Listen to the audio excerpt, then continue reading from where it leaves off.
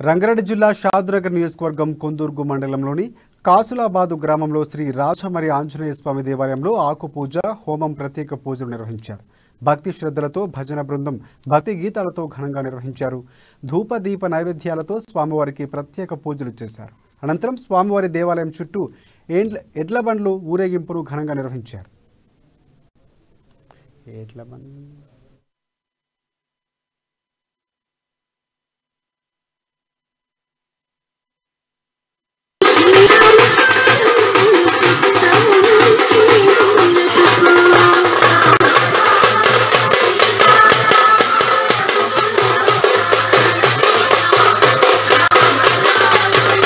మండలంలోని కాసులాబాద్ గ్రామంలో శ్రీ రాజమరి వీరాంజనేయ స్వామి దేవాలయంలో ఈ సంవత్సరం కూడా విశేష పూజలు స్వామివారికి చేయడం జరిగింది.